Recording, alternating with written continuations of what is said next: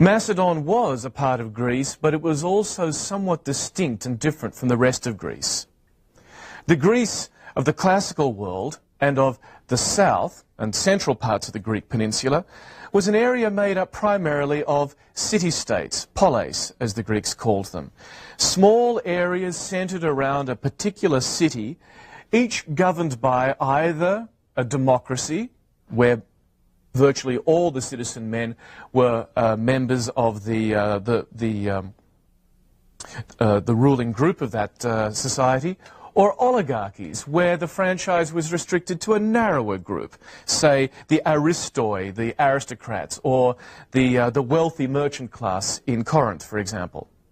Macedon was actually unlike either one of these models, because Macedon was a kingdom located in the northern part of the Greek peninsula, and it was a kingdom where power was not strongly centralized in the hands of the Agiad dynasty, the family that provided the rulers of Macedon. There were, in fact, inland areas, we can call them cantons or fiefdoms if you like, where local barons ruled sometimes almost independently. These were the barons, the ruling class, the aristocratic elite, if you like, of Macedonian society. Now, the Greeks themselves were interested in the question of what makes a Greek, and were the Macedonians Greek?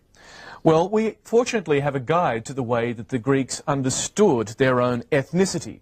Herodotus tells us in a celebrated passage that there were 4 ways of determining who was a Greek. And in Herodotus's formulation, the elements that made up your ethnic identity were your blood, expressed in genealogy, who was your father and who was his father, the language that you spoke, the religion that you followed, and the customs that you used in your daily life. So let's use these Greek criteria to look at the Macedonians. Well, first of all, on the question of blood, the Greeks expressed their Greekness through a series of heroic genealogies, so that every Greek could claim descent from a heroic forefather. And eventually, above all of these, at the very beginning of all these genealogies, was Hellas, the man from whom the Hellenes, the Greeks, took their name.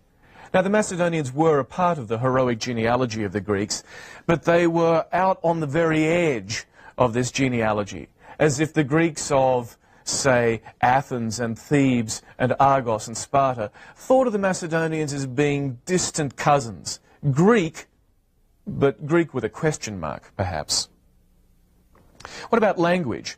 Well, our best evidence here is from the inscriptions and the many personal names that we know of individual Macedonians themselves. And here we can state fairly safely that the Macedonians appear to have spoken Greek. That's certainly the language they used for their inscriptions, and the names of the individual Macedonians are Greek names.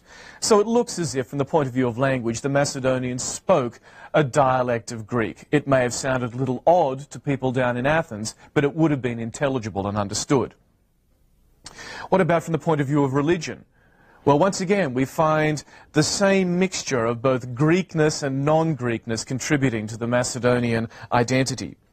For example, there's good evidence in Macedon that Zeus, the father of gods and men, as he's called by Hesiod, and Artemis, the virgin goddess, who was the hunter and the goddess associated with wild places, both of these gods were worshipped in Macedon. And these are clearly Greek gods. But on the other hand, there's also evidence for the popularity of a goddess called Bendis, who was a Thracian goddess. In other words, the Greeks would have thought of her as being vaguely foreign, not quite the same as the Olympian gods.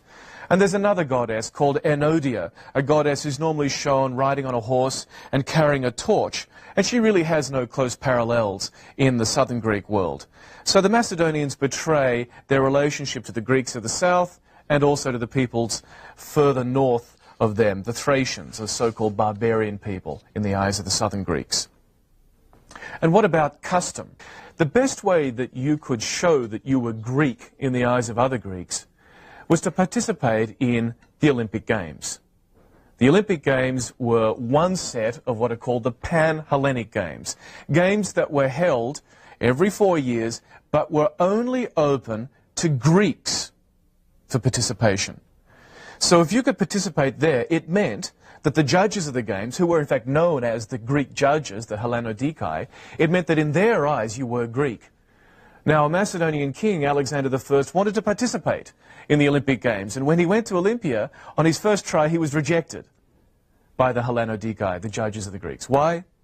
Presumably because they didn't believe he was really Greek. And so what he had to produce was a family tree that showed that his family, the ruling family of Macedonia, was in fact related to the Argives. So it had a good Greek pedigree.